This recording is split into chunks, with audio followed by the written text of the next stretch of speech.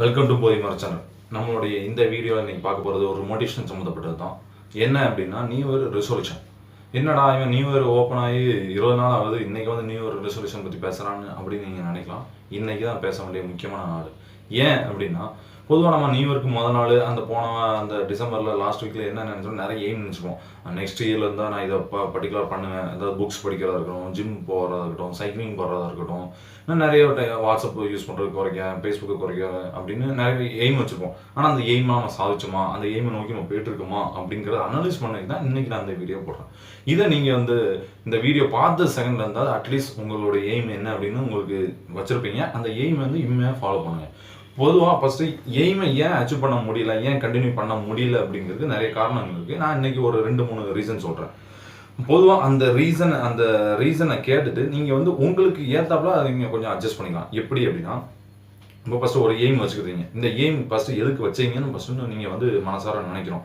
உதாரணத்துக்கு நான் வந்து இப்போ ஜிம்முக்கு போனேன். ஏன் ஜிம்முக்கு போகணும்? ஃபிட் ஆகணும். ஏன் ஃபிட் ஆகணும்? ஏன்னா நான் சொசைட்டிக்கெலாம் நான் போகும்போது ஒரு ஃபிட்டாக இருந்தால் ஓகே, ஒரு கான்ஃபிடென்ட் லெவல் எனக்கே வரும். அண்டு மற்றவங்களும் அதை பார்த்து இன்ஸ்பயர் ஆவாங்க. ஒரு ஃப்ரெண்ட்ஸ் சர்க்கிள் உண்டாகும். ஒரு சொசைட்டியில் எனக்குன்னு ஒரு நல்ல மதிப்பு இருக்கும். இது ஒரு ரீசன். இப்படி நீங்கள் மைண்டில் நினச்சிருந்தீங்கன்னா உங்களுக்கு வந்து ஒரு மோட்டிவேட் வரும். ஓகே, நீங்கள் இதுக்கு முன்னாடி வேறு எது மாதிரி நினச்சிக்கலாம். ஜிம் போகிற காரணங்கள் வேறு ஏதாவது நினச்சிக்கலாம். ஃப்ரெண்டு போகிறனால வச்சுக்கலாம். இல்லை வேறு ஏதோ ஒரு எய்முக்கு வேறு ஏதோ ஒரு ரீசன் வச்சுருக்கலாம்.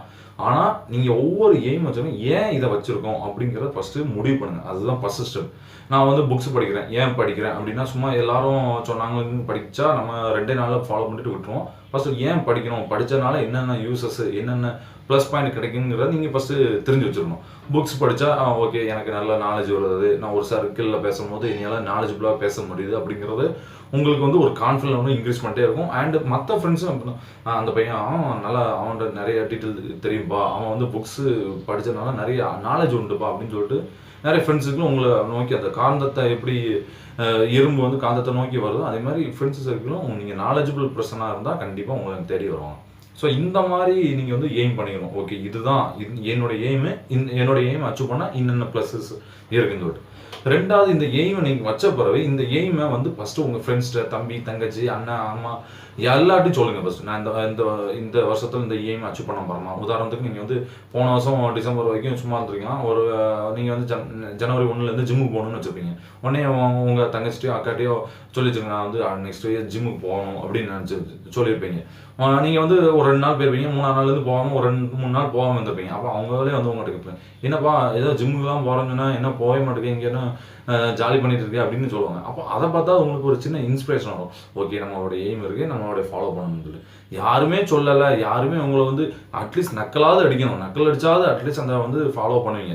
யாருமே நக்கல் அடிக்கல, யாருமே அது உங்களை சொல்லலை அப்படின்னா நீங்கள் அந்த எய்மை நாளடைவில் விட்டுருவீங்க. ஃபஸ்ட்டு அதனால உங்கள் ஃப்ரெண்ட்ஸ்டையோ, அண்ணன், தம்பி, தங்கச்சி எல்லாரையும் ஃபஸ்ட் சொல்லுங்கள், எனக்கு இந்த மாதிரி எய்மு, நான் இதை வந்து அச்சீவ் பண்ணேன் இந்த வருஷத்துக்குள்ளே இல்லை 6 மாதத்துக்குள்ளே அப்படிங்கிற ஒரு எய்மும் அவங்ககிட்ட சொல்லுங்கள்.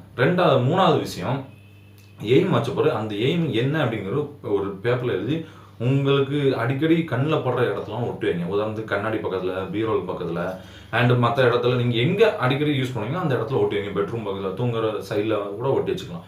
ஏன் அப்படின்னா, நீங்களாக மறந்தாலும் அந்த எய்ம் வந்து உங்களை ஞாபகப்படுத்திருக்கும். Go to gym, read the books, அப்படி அந்த மாதிரி டெம்பிள்ஸ் எதுனாலும் இருக்கலாம். மெடிடேஷன் பண்ணுறது இருக்கலாம், யோகா பண்ணுறதா இருக்கலாம், எதுனாலும் இருக்கலாம். அந்த எய்ம் என்னங்கிறத நீங்கள் பர்டிகுலராக ஒட்டி வச்சிட்டிங்கன்னா கொஞ்சம் அது யூஸ்ஃபுல்லாக இருக்கும். இது 3ஆவது ஸ்டெப். 4வது ஸ்டெப்பு, கான்ஃபிடென்ஸ். என்ன கான்ஃபிடென்ட்னா, எல்லா எய்மும் உங்களால் அச்சீவ் பண்ண முடியும். அந்த கான்ஃபிடென்ட் வேணும். அப்போ உதாரணத்துக்கு 2 நாள் நீங்கள் அந்த எய்மை ஃபாலோ பண்ணியிருப்பீங்க. அப்புறம் இது நம்மளுக்கு சரிப்பட்ட வராப்பா அப்படின்னு சொல்லிட்டு ஒரு பொதுவாக, ஏன்னா நம்மளுடைய பழக்கங்கள் வந்து நல்ல பழக்கங்கள் வந்து 21 டேஸ் ஆகும். அது நம்மளோட பழக்கமாக மாறுறதுக்கு. நீங்கள் ஃபாலோ பண்ணிங்கன்னா 21 டேஸ் ஃபாலோ பண்ணால் தான் அது வரும். நீங்கள் 2 நாளுக்கு ட்ரை பண்ணிப்பீங்க. உதாரணத்துக்கு இப்போ என் ஃப்ரெண்டு வந்து என் கூட சேர்ந்து யோகா வரும்போது 2 நாள் பண்ணுவாப்புல. அப்புறம் இல்லை உடம்பு வலிக்கு, இல்லை எனக்கு அது டைம் செட் ஆகலை அப்படின்னு ஏதாவது ஒரு காரணம் சொல்லுவாங்க. இந்த காரணங்கள்லாம் உண்மையில பார்த்தீங்கன்னா உங்களுடைய லேசினஸ், சோம்பேறி, என்னத்தான் போட்டு அப்படின்னு சொல்லிட்டு. ஸோ அந்த லேசினஸை நீங்கள் வந்து அவாய்ட் பண்ணால் தான் உங்கள் கோலை நோக்கி நீங்கள் போக முடியும். ஸோ அதுதான் ஃபஸ்ட்டு. நீங்கள் எய்மை வந்து வச்சுட்டீங்க, இந்த சொன்ன அந்த 4 ஸ்டெப்பையும் யூஸ் பண்ணுங்கள். லாஸ்ட்டு ஸ்டெப்பு அதை கான்ஃபிடென்ட்டாக நினைங்க, சோம்பேறித்தனத்தை விட்டு வளருங்க. அப்போ தான் இந்த எய்மை அச்சீவ் பண்ண முடியும். ஃபர்தர் அந்த மோட்டிவேஷன் சம்மந்தப்பட்ட நிறைய வீடியோஸ் வந்து நம்மளோட சீரீஸில் வந்துட்டு இருக்கு. இதெல்லாம் ஃபாலோ பண்ணி நம்ம எல்லாரும் சேர்ந்து நம்மளோட எய்மை அச்சீவ் பண்ணணும். அதுதான் என்னுடைய ஆசை. நன்றி.